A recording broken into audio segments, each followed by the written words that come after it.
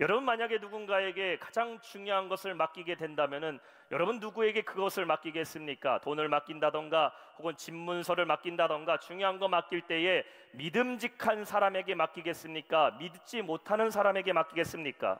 이 사람이 믿을 만한지 아니면 믿지 못할 사람인지를 나눌 수 있는 것은 바로 지식입니다. 그 사람이 누구인지에 대해서 알고 있는 것이죠. 부모가 자녀에게 돈을 줍니다. 그런데 자녀들 중에서도요, 믿고 돈을 주는 자녀들이 있어요. 내가 돈을 받았을 때에 이것이 귀한 거라고 여기고 책임감 있게 잘 쓰는 자녀가 있는가 하면은 일단 돈을 맡기면요, 순식간에 그냥 다 써버리고 낭비해버리는 자녀도 있습니다. 부모가 누구에게 중요한 걸 맡길까요? 믿을 만한 자녀에게 맡긴다라고 말합니다. 그것은 이 사람에 대한 지식을 갖고 있다라는 것이죠. 이 아이는 책임감이 있고 믿음직스럽다라는 것입니다. 우리가 예수님을 믿는다라는 것은 주님이 누구신지를 분명히 알고 믿는다라는 것이죠. 병든 사람들이 예수님께 찾아와서 말합니다. 다윗의 자손 예수여, 우리를 불쌍히 여기소서. 다윗의 자손 예수여, 나의 질병을 고쳐주소서라고 외칠 때에 그들의 믿음은 무엇입니까? 예수님이 누구신지를 분명히 알고 있는 것입니다. 그분은 하나님의 아들이시고 예수님은 모든 질병을 고치실 수 있다라는 지식이 그들 안에 있다라는 것이죠.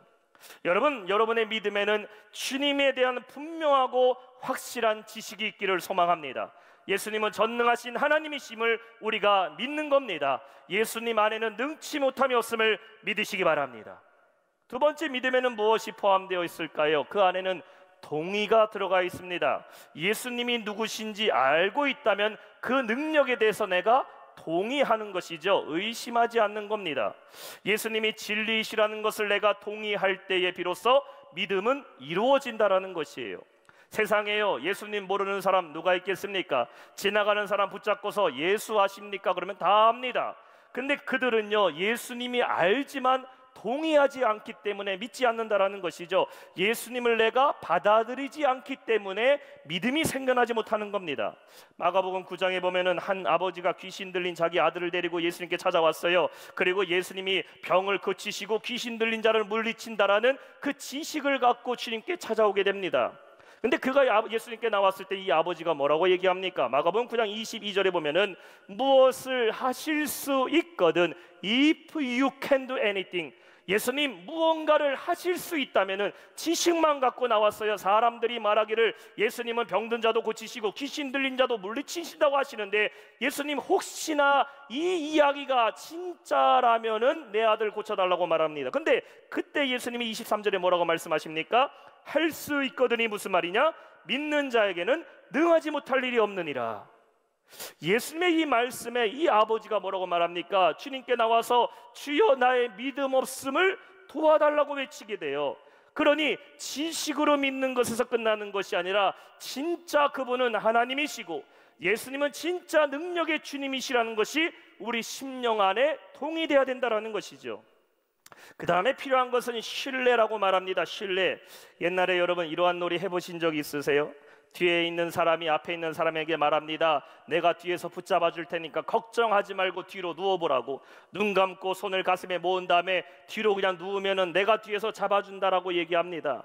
만약에 여러분 뒤에 있는 그 사람이요, 평상시에 믿음직한 사람이에요. 내가 믿고 맡겨도 나를 붙잡아 줄 수 있는 사람이면 내 몸 맡깁니다. 근데 뒤에 있는 사람이 평상시에 장난을 잘 치는 사람이에요. 나에게 거짓말도 가끔 하는 사람입니다. 그러면 여러분, 이 사람이 여러분에게 눈 감고 뒤로 누워보라면 여러분 맡길 수 있겠습니까? 못 맡깁니다. 청교도 신앙들은요, 믿음을 뭐라고 얘기했느냐? 청교도들은 믿음을요, 기대 누움이라고 얘기했어요. 자신을 맡겨버리는 것. 영어로는 reclining이라는 말을 썼습니다. 소파도 보면 reclining 소파가 있어요. 집에 가면요, 옆에서 딱 당기면 몸이 한 번에 이렇게 누워져서 그 몸을 기댈 수 있는 소파가 reclining 소파라고 얘기하죠. reclining이라고 말합니다. 믿음이라는 것은 기대어 눕는 것이다. 주님께 내 자신을 맡겨버리는 것이 믿음이라는 것입니다. 믿는다라는 것은 누구에게 여러분을 맡기는 겁니까? 예수님께 여러분의 삶을 맡겨버리는 것, 내 생명을 주님께 맡겨버리는 것이 믿음이라는 것이죠. 여러분, 이 믿음을 소유하시길 주님의 이름으로 축원합니다. 그래서 히브리서 11장은 믿음의 장, 믿음의 책이라고 얘기를 하죠. 11장 1절과 2절에는 믿음에 대해서 이렇게 정의합니다. 우리 한번 말씀 한 목소리 읽어볼까요? 시작. 믿음은 바라는 것들의 실상이요 보이지 않는 것들의 증거니 선진들이 이로써 뭘 받았다? 증거를 얻었느니라 라고 말씀합니다. 아무것도 보이지 않아요. 아무것도 이루어진 게 없지만 하나님을 믿는 믿음으로 내가 신뢰하며 맡겼더니 그들에게 무엇이 나타났다? 믿음의 선진들에게는 보이지 않는 상태에서 하나님을 믿고 맡겼더니 그것이 눈에 보이는 증거로 이루어졌다라는 것이에요. 사랑하는 성도 여러분, 믿음 있는 성도 되시기를 주님의 이름으로 축원합니다. 여러분의 삶에 어떠한 바라는 것이 있고 내 안에 소망이 있고 혹은 내 삶에 문제가 있다 할지라도 주님을 믿는 그 믿음으로 내가 내어놓고 주님께 맡겨버리면 우리 주는 반드시 응답하실 줄로 믿습니다. 오늘 예수님께서는 백부장의 믿음을 보시고 이스라엘에서 이만한 믿음을 본 적이 없다, such a great faith, 이러한 믿음을 본 적이 없다고 말씀하셨어요. 오늘날 용어로 얘기하자면은 비교 불가 믿음이죠. 아무도 비교할 수 없는 믿음, 혹은 요즘 사람들 말하는 이런 단어도 있더라고요. 넘사벽 믿음, 넘을 수 없이 뛰어나 버린 믿음이라고 표현할 수 있을 겁니다. 과연 백부장의 믿음은 어떠한 믿음이었길래 주님께서 그의 믿음을 보시고 이만한 믿음이라고 칭찬하셨을까요? 우리가 오늘 말씀을 통해서 저와 여러분도 백부장의 믿음과 같이 주님께 인정하시는 그 이만한 믿음으로 인정받는 성도가 되기를 주님의 이름으로 축원합니다. 오늘 말씀의 첫 번째는 나와서 간구하는 믿음입니다. 5절에 말씀합니다. 예수께서 가버나움에 들어가시니 한 백부장이 나와 간구하여. 로마 군대 조직의 가장 큰 단위는 군단입니다. 군단. 한 군단에는 약 6,000명의 병사들이 들어가 있었습니다. 로마 제국에는 이러한 군단이 몇 개나 있었을까? 28개의 군단이 있었다고 합니다. 6,000 곱하기 28개 군단하면 약 16만 8,000명의 병사들이 로마 군대 안에 있었다고 말하니 여러분 한번 생각해 보세요. 당시에 어떤 나라가 이렇게 체계적이고 훈련된 16만의 군대를 갖고 있는 나라가 있었겠습니까? 로마가 대제국을 이루는 데에는 이러한 군대 조직의 힘이 있었다라는 것이죠.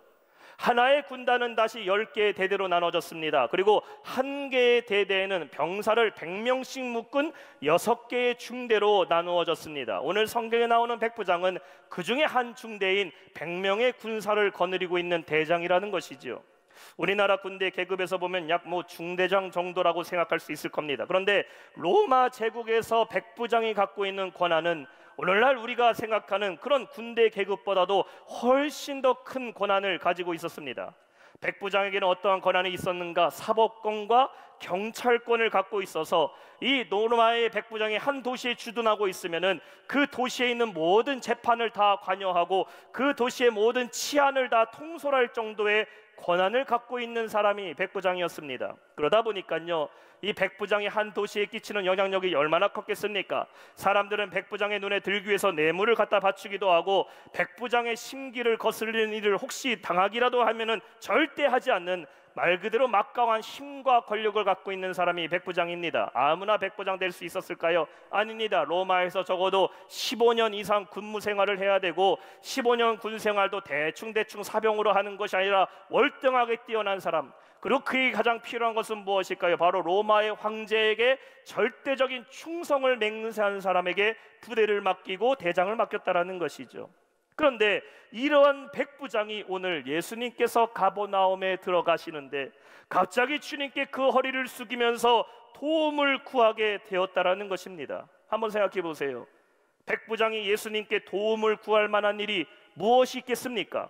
만약에 예수님이 오늘 예배 때에 이곳에 찾아오셨다면 우리라면 주님께 구해야 될 게 너무나 많을 거예요. 예수님, 지금 내 삶에 이러한 문제가 있어요. 경제적 어려움도 있고 자녀의 문제도 있고 내 건강의 문제도 있고, 주님 생각해보니까 주님이 도와주지 않으면 않을 만한 모든 문제들 다 갖고 나오겠지만요, 여러분 보세요. 백부장이 주님께 허리를 조아리면서 도와달라고 할 것이 뭐가 있겠습니까?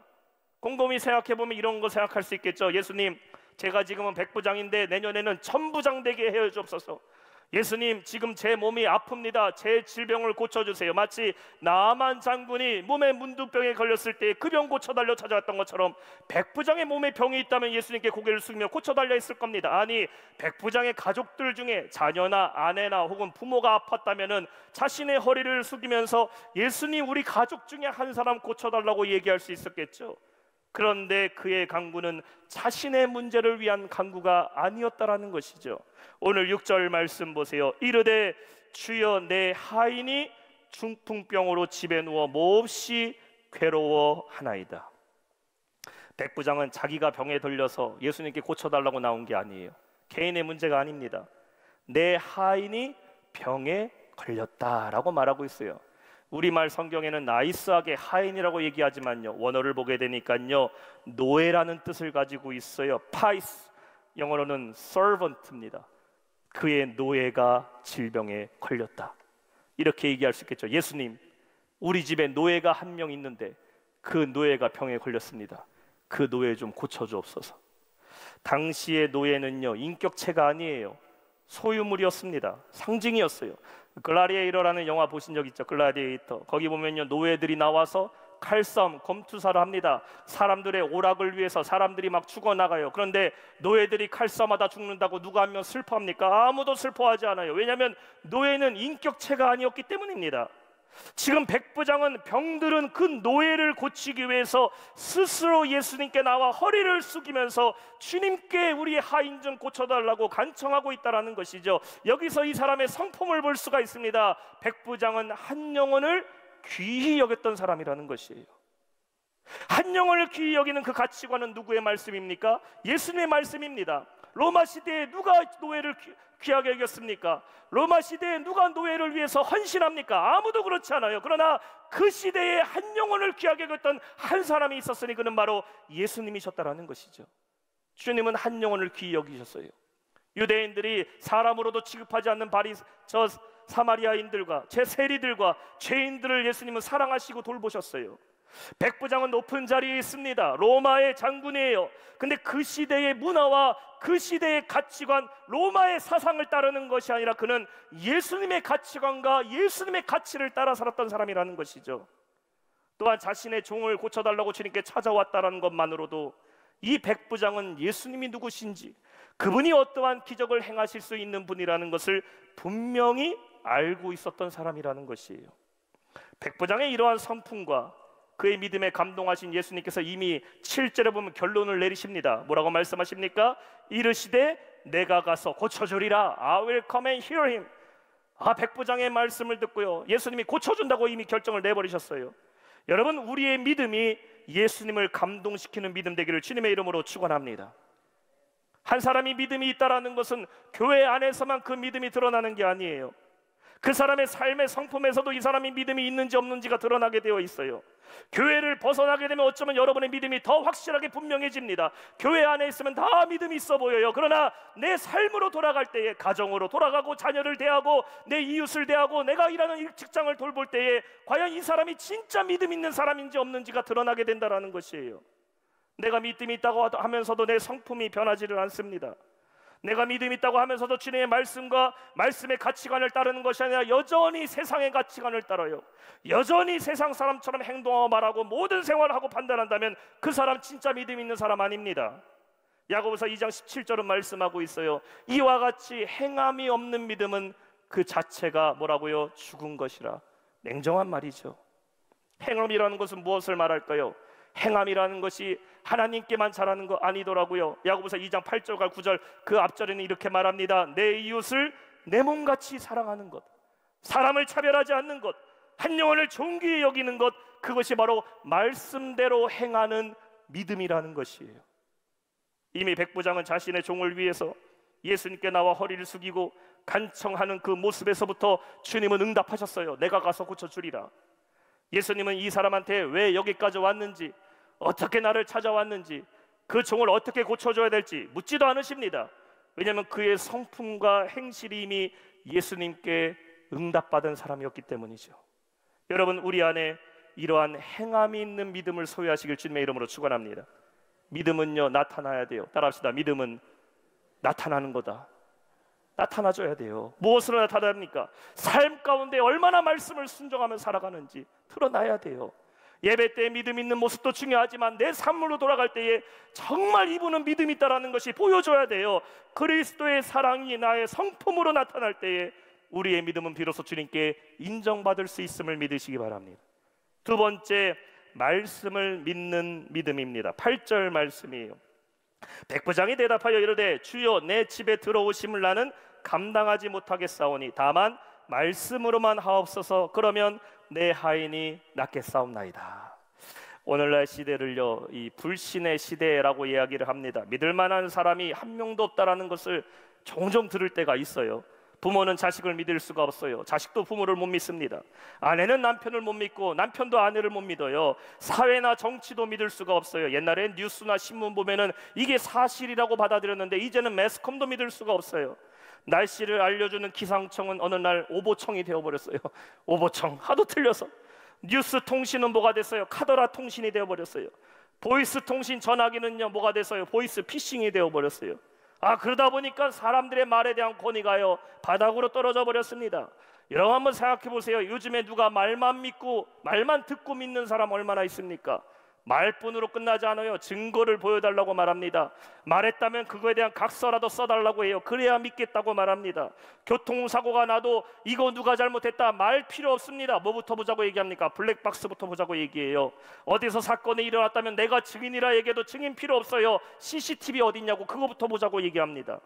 옛날에는요 사람들의 말에 질서가 있었어요. 사람들 말에 권위가 있었어요. 시장 가서 내가 쌀 하나 받아올 때도 모르고 돈 안 갖고 오고 오늘 내가 돈이 없다 그럼 말합니다. 꼭 내가 다음 주에 갖다 준다고. 잠깐만 빌려달라고. 그러면 사람들 믿어줬어요. 그래 다음 주에 갖다 주겠지. 이 사람이 지킨다면 그 말씀 믿고서 기다려주기도 했습니다. 그러나 요즘은 그렇지 않아요. 말보다 법이 먼저예요. 말보다 증거를 보여달라는 것이 먼저인 시대를 살아가고 있어요. 예수님은 이러한 시대를 가르쳐 뭐라고 얘기했을까? 마태복음 16장에 보면은 바리새인과 사두개인들이 예수님을 시험합니다. 당신이 진짜 하나님의 아들이면 하늘로부터 내려오는 표적을 보여줘라. 말만 하지 말고 무언가 진짜 당신이 하나님의 아들이라는 증거를 보여달라고 자꾸 말합니다.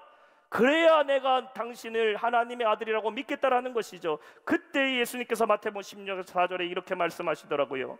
악하고 음란한 세대가 표적을 구하나 요나의 표적밖에는 보여줄 표적이 없느니라 하시고 그들을 떠나가시니라. 표적 보고 믿으려고 하지 말고 말씀을 그대로 믿을 때에 복이 있다고 말씀하셨어요. 사랑하는 성도 여러분, 주님의 말씀을 그대로 믿는 성도에게 복이 임함을 믿으시기 바랍니다. 예수님께서는 백부장의 마음에 감동하셨어요.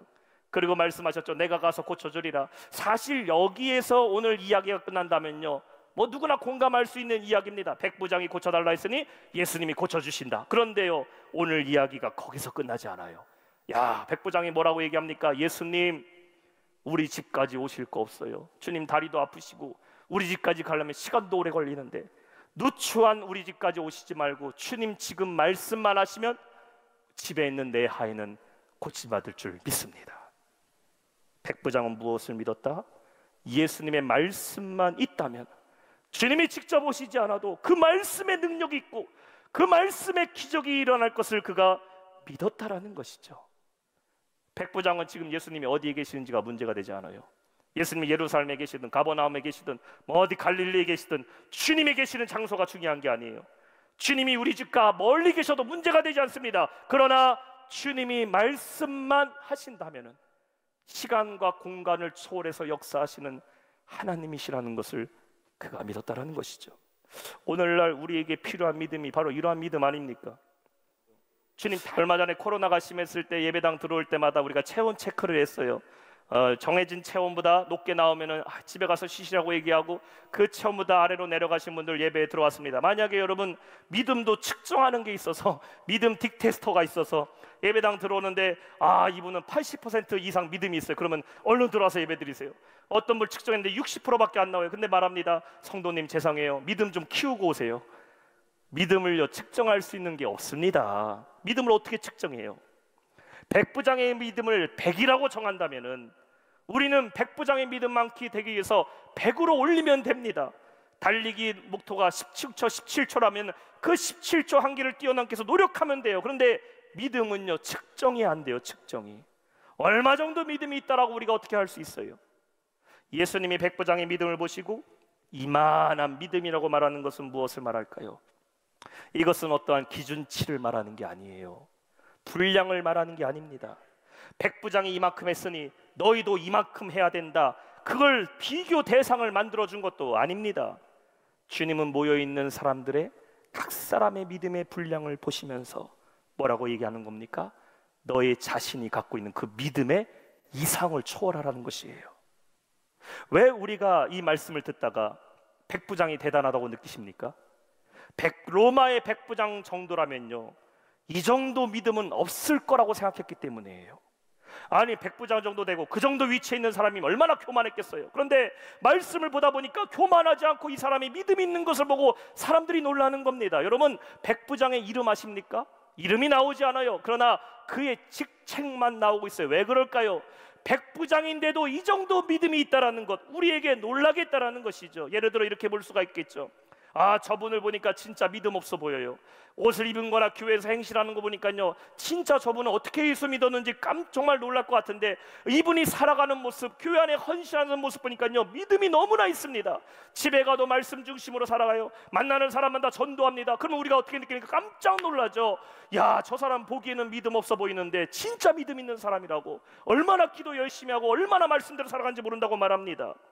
오늘 예수님은 우리에게 동일한 질문 던지고 있는 것이죠. 너희 안에 스스로가 갖고 있는 그 믿음의 이상을 소유할 수 있겠냐라는 것이에요. 진짜 겨자씨만한 믿음으로도 저 태산을 옮길 수 있는 사람의 이성과 생각과 위치를 뛰어넘는 믿음을 소유하라는 것이에요. 운동선수가 가장 이겨야 될 대상이 누굴까요? 운동선수의 대상은요 맞은편에서 뛰고 있는 라이벌 선수가 아닙니다. 내 앞에서 뛰고 있는 그 선수만 이기면 끝납니까? 아니에요. 운동선수는 말합니다. 내 자신을 이기는 것이, 나의 라이벌은 내 자신이라고 얘기를 해요. 올림픽에서 금메달 딴 선수가요 금메달 땄으니까 집에서 자고 놀고 있습니까? 아닙니다. 스스로를 다시 이기기 위해서, 메달 딴 기쁨은 하루 이틀이에요. 또다시 연습장 나가서 훈련장 나가서 뛰는 겁니다. 믿음에는 한계가 없어요. 믿음에는 제한이 없어요. 누구만큼 믿음을 가져야 된다 자부할 수도 없습니다.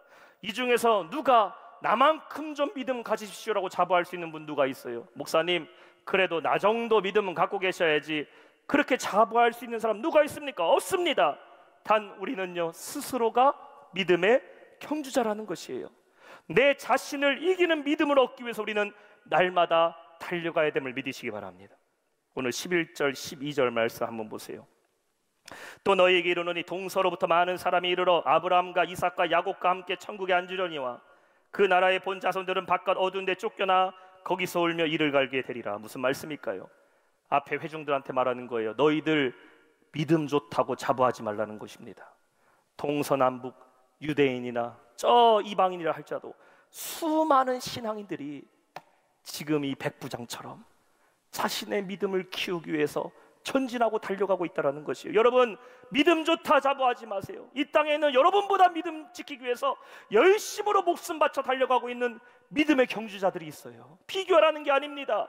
여러분도 달려가야 된다는 것이에요. 방심하고 이 정도 믿음 지켰으니까 됐다고 우리는 머물고 있으면 안 된다는 것이죠.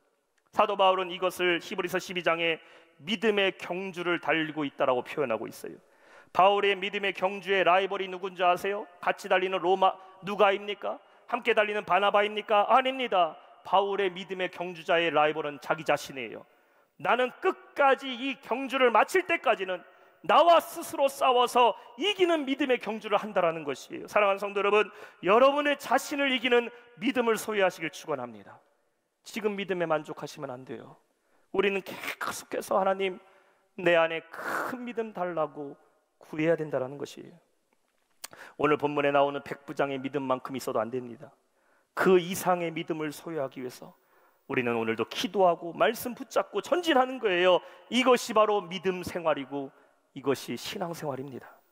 삶의 어떠한 문제를 만나든지 간에 그게 큰 문제든 작은 문제든 아니면 한 가지 문제든 사방을 울겨 싸는 문제를 만난다 할지라도 주님이 주시는 그 능력으로 넉넉히 이기는 믿음을 소유하는 성도 되시길 주님의 이름으로 축원합니다. 그때의 주님은 여러분 앞에서 말할 거예요. 이만한 믿음을 본 적이 없다. 주님께 인정받는 성도가 되기를 주님의 이름으로 축원합니다.